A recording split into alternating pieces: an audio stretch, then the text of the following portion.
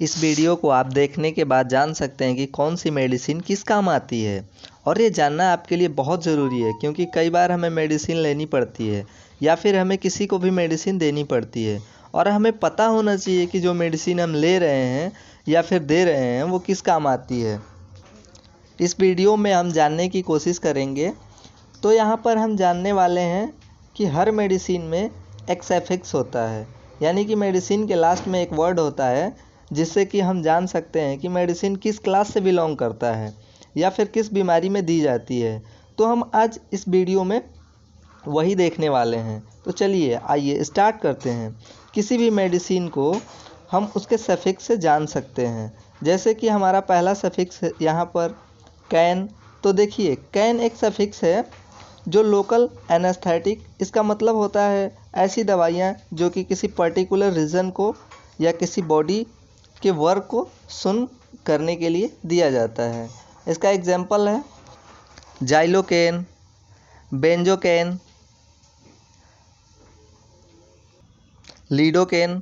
यदि आप किसी मेडिसिन में देखने को मिलता है लास्ट में कैन, तो आप समझ जाइए कि ये लोकल एनेस्थेटिक है।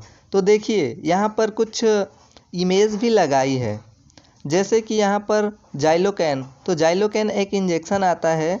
यदि मान लीजिए किसी का ऑपरेशन होना होता है तो वहाँ पर सुन करने के लिए जाइलोकेन का यूज होता है।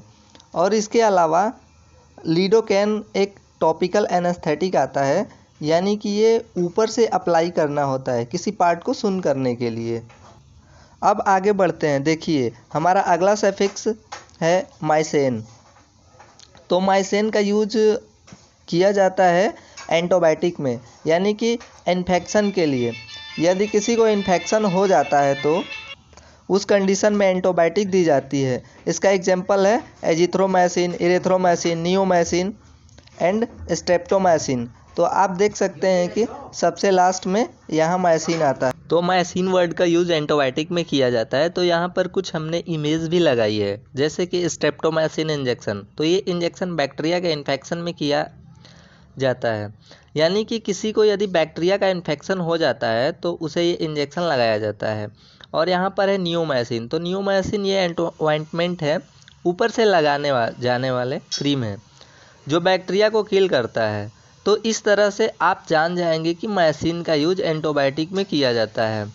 अब आगे बढ़ते हैं। हमारा अगला सफिक्स है ओलोल।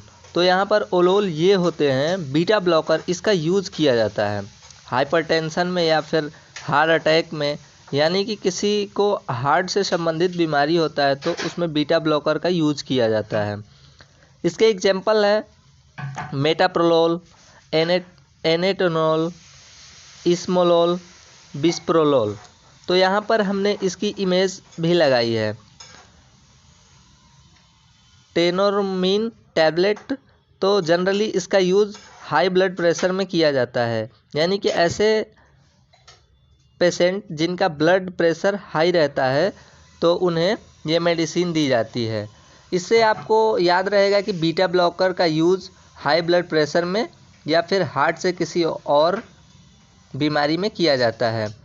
देखिए वीडियो केवल इसलिए बनाई गई है कि जिससे आप जान सकें कि कौन सी मेडिसिन किस काम आती है, लेकिन आपको इनमें से कोई भी मेडिसिन बिना डॉक्टर के प्रिस्क्रिप्शन के नहीं लेना है। Thank you.